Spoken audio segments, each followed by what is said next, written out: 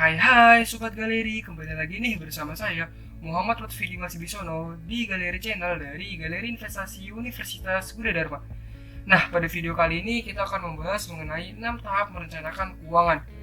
Investasi dan menabung tentunya sangatlah memegang peranan penting dalam kehidupan kita. Maka dari itu, untuk mewujudkan impian yang kita miliki, dalam buku ini dirumuskan ada 6 tahap yang harus dilalui.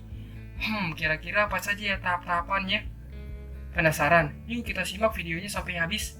Nah, sebelum kita masuk ke pembahasan, materi ini diambil dari buku Make It Happen karya Kak Prita Hapsari Guezi. Nah, tahapan yang pertama yaitu tentukan dulu nih apa mimpi kalian.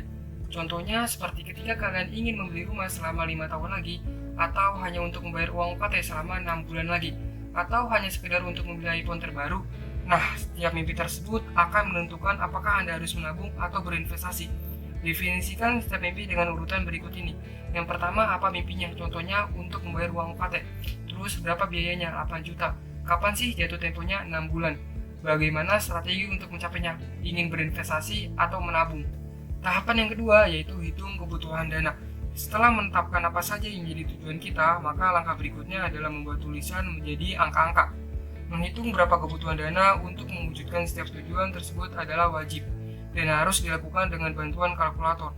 Dan jangan lupa nih sobat investor untuk sertakan asumsi tingkat inflasi per tahun. Nah, tahapan yang ketiga yaitu menyusun strategi sesuai rencana. Misalnya, saat saya menentukan mau naik haji di tahun 2027, saat ini masih tahun 2023, saya memiliki modal sebesar 10 juta. Nah, karena jelas tidak cukup, maka saya harus menghitung berapa jumlah dana yang masih harus saya tabung atau investasikan agar dapat mencukupi target kebutuhan. Nah, selanjutnya saya juga harus memilih nih produk keuangan yang sesuai dengan profil resiko saya. Dan terakhir, saya harus memiliki tujuan finansial yang ingin saya capai. Langkah yang keempat yaitu kita harus pahami dulu nih berbagai produk finansial. Nah, dalam langkah ini kita harus memahami berbagai produk finansial yang tersedia di pasaran saat ini.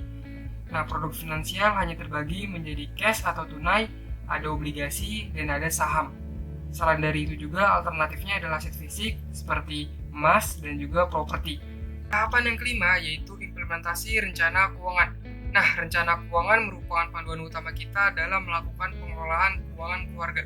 Namun, rencana hanya sebatas tulisan di atas kertas yang harus diimplementasikan. Oleh karena itu, dalam setiap rencana keuangan harus ada rencana aksi tertulis atau yang sering disebut dengan action plan atau to-do list.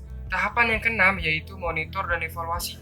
Nah, setelah menjalankan action plan, maka langkah berikutnya adalah melakukan evaluasi secara berkala, minimal rutin 6 bulan sekali. Nah, dari hasil evaluasi akan terlihat nih rencana yang belum dijalankan dan bagaimana kinerja hasil investasi yang sudah dijalankan. Yap, mungkin itu saja pembahasan mengenai 6 tahap merencanakan keuangan. Semoga dapat bermanfaat bagi teman-teman semua. Dan jangan lupa untuk like, comment, and subscribe. See you guys!